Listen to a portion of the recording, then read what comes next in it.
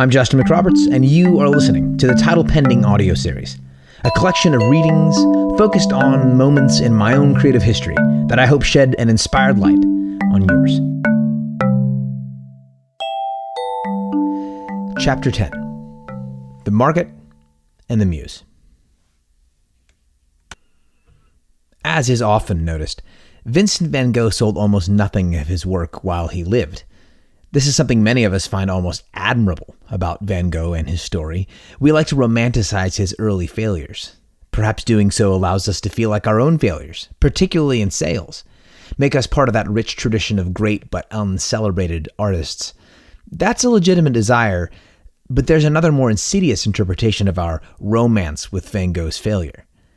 That celebrating his misfortunes exposes our resentment toward market success. It's tempting to imagine a chasm, if not a competition, between the marketplace and the world of pure art. On the one side are the seedy, morally compromised salesmen slipping currency under tables and dark corners for work that is intrinsically cheapened by its marketability. On the other side are the true artists, eating dry ramen and drinking cheap booze while creating work that no one actually has the capacity to appreciate. I actually don't think that chasm exists, though I've often been guilty of imagining it myself. In reality, Van Gogh was supported by his brother Theo for the brief decade of his career as an artist. And the money Theo used to prop Vincent up was money he earned selling art, much of which might have been the kind and quality that Vincent considered cheap. Had it not been for the help Vincent received from Theo, it is most likely that the world would never have set eyes on Van Gogh's essential work. It would have most likely never been made. So while it may be easy to romanticize the image of the starving artist, there is no intrinsic value in failure, just as there is no intrinsic value in success.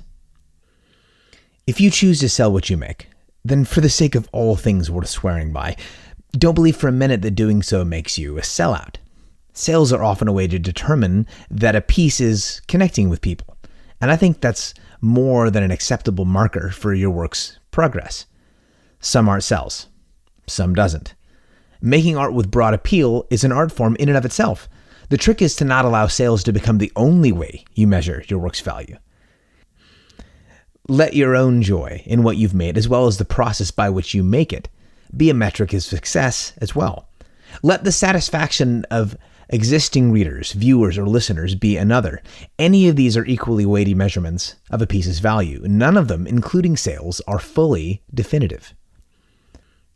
Every person I know who writes music that hits the charts is a hardworking, disciplined artist who is not only diligent, but expert in their craft. Their work sells because they created it to sell, which is exceedingly difficult to do. Very few can do it well. And let's be honest about some of the art that doesn't sell. Some of it's just plain bad. It may be tempting to think that the masses are asses who don't recognize greatness because they don't get what real art is doing.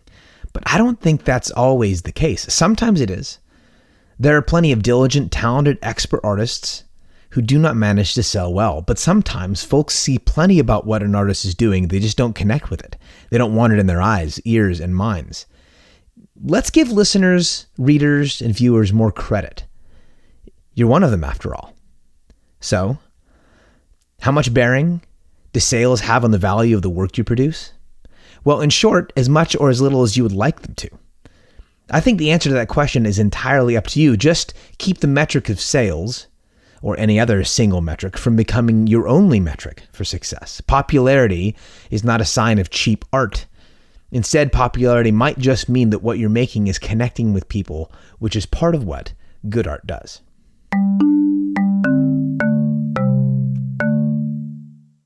Thank you for listening to this episode of the Title Pending audio series.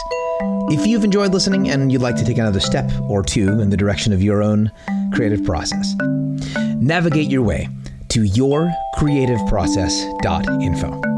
And there you'll find an online course I've designed for you.